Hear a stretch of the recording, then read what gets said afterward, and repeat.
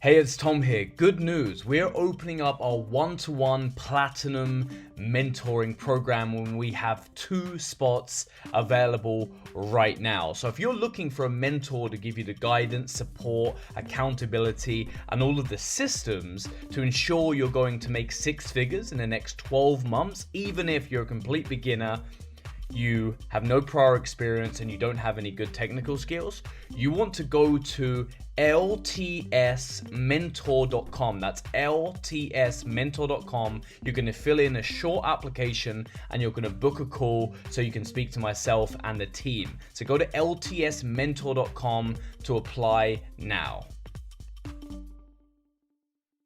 Hi there, welcome back to the Launch 6 podcast. You're here with me, Tomasz, and with Tom. And in this episode, we're going to continue on the theme of lessons, nuggets, things that we've picked up during this time in 2021. Obviously, we're recording this during the pandemic, and something that's become quite prevalent is people getting burnt out in what they're doing, whether it be in professional careers and their businesses. And number of reasons for this. People are working from home, and as a result, maybe their work is maybe following them around a little more than they'd like in certain regards, or just generally, you're there, you're pushing towards your goals, and you're burning the candle from both ends. You're already trying to force your success in your business. And we've personally gone through stuff in this. We've seen this happen within our community, within our clients, and it can be a real issue. It can be something that can really get you down. It can be something that really even causes some really major issues within your life.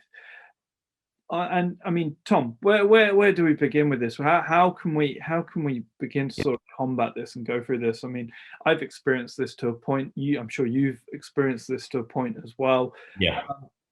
It is something. Where shall we begin?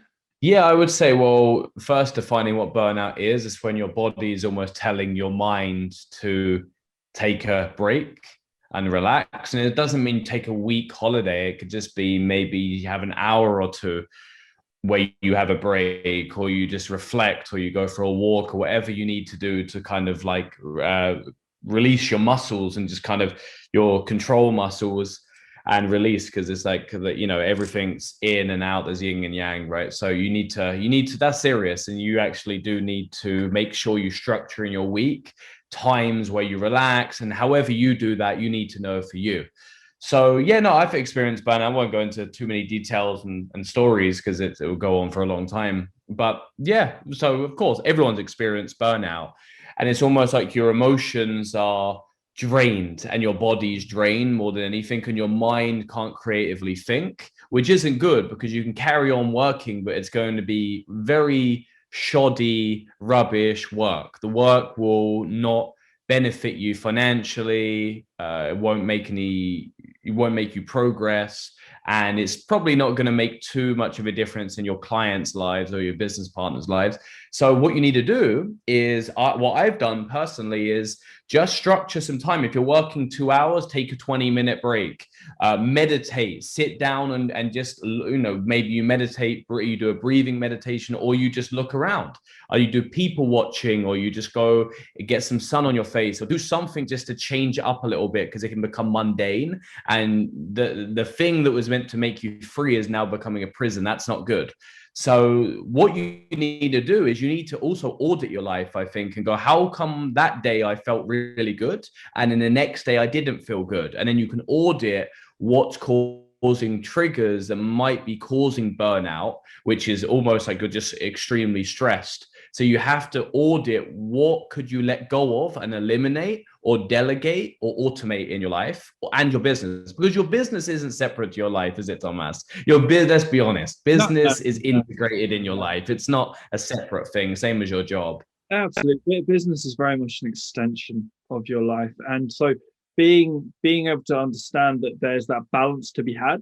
I mean, me personally, something that I have experienced is whereby it becomes all consuming without realizing. This can creep up on you. Have you ever found that you're waking up 7, 8 and you're like, I need to get into the office. I need to. Before you know it, your day looks like this. You get in the office at 6:37. You're pounding coffee to get yourself kick-started. You're your work is sort of intermittent. You're rushing from one task to another. You can't focus. You won't relax. You can't have a break. And then before you know it, it's 7 o'clock at night. You still haven't accomplished half the things you want to accomplish, and you're feeling like you're going from one thing to, and you're being ripped. You're firefighting. I've had it. I think most people have.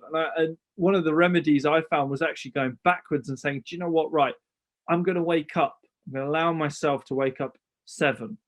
I'm going to go out. I'm having some me time. I'm going out on my bike. I like to go to the gym. You know, that's a big one. Obviously, right now, Yeah. we're waiting for lockdown to live so we can go back in the gym. I'm going to do that.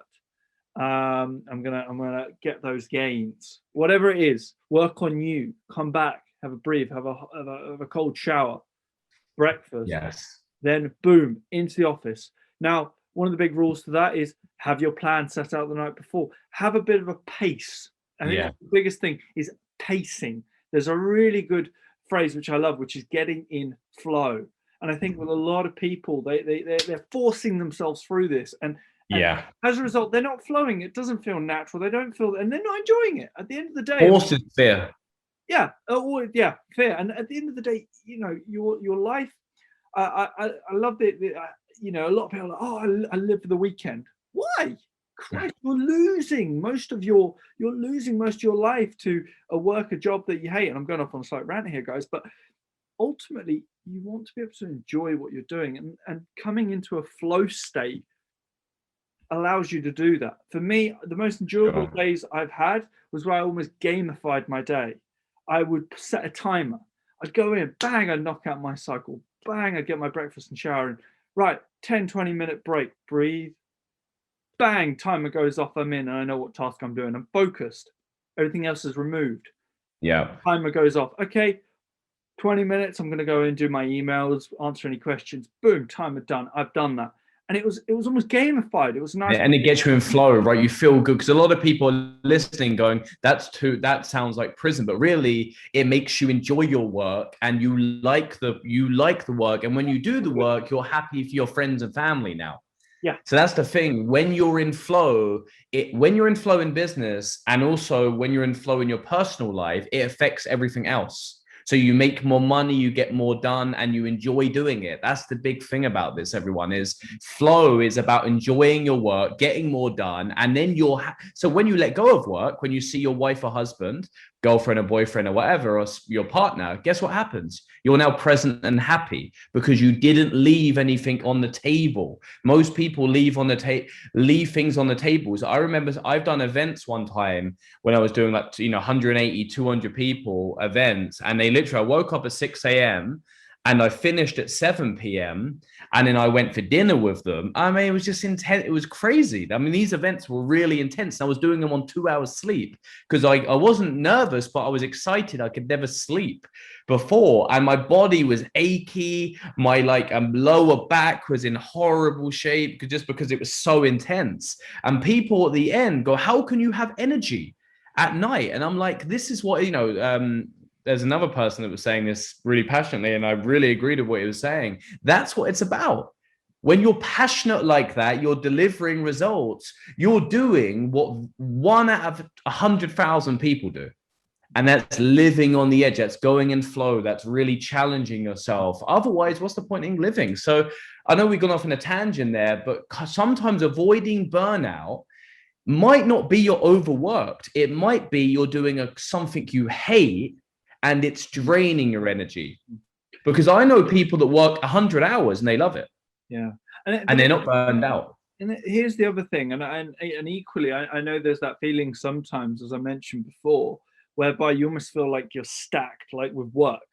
And it's like, oh, I've had a bad day. I've lost my flow. And this is the other thing is sometimes you might be a person who 80, 90% of the time you're in flow, you're good, boom, boom, boom. But when you get knocked off that flow, whatever happens, it could be you get out of bed at the wrong side of the morning, you miss something, or, something happens in the family and it knocks you off. And that very often is something that can lead then to weeks to get back on it. Now, I've had this, I'm sure you've had this, Tom, and sometimes honestly, it is as simple as stepping back, breathing, and actually just laying the week back out. Yeah. Because it's very easy 100%. today with 100 things to do. I'm going to knock through them. You barely get through 10 and you beat yourself up. 100%. Yeah. Rather than saying, I'm going to get 10 things done today, 5 things, 1, 2, 3 things. Yeah. These are the main things to get done. Yeah. And then you breathe. Yeah, the main things, focus on the main thing. And for me, before we wrap this up, I think this will really deliver massive value for everyone. For me, I write the actions for tomorrow before I go to bed. Get it out of your head. And also on Sunday, I write week's actions. Or for me, I do it on a Google Doc. It works for me. That's me personally. And I put the week's actions, and then I have admin, personal life admin and business admin. I have client stuff, my company's things, and I just highlight them and have about 6 or 7 actions underneath each. I don't get all of them done, but then if I don't, the next week I look at them and I don't beat myself up. What's it called? You refresh yourself and go again. Yeah, you refresh. And then that's it. And that's all you can do, everyone. Like you gotta get things done though, but you need to make sure I love what you said there, actually. Pacing is the big one, everyone. Pacing. Don't burn out by going, oh my goodness, like that type of action where you're anxious, like really, of course, be eager, but don't be like really anxious where you're going to cause yourself like an illness or a depression. I've done that. I've made myself sick for overworking because it was mainly stress. And I was kind of very stressed, and I'll be honest, I got ill for a couple of days, and it's not good. Eventually we all know what happens when you're 60 when that happens. So you don't want to be. You want to pace yourself. That's what I'm trying to say. There's one final thing. I love this. There's an analogy I will use.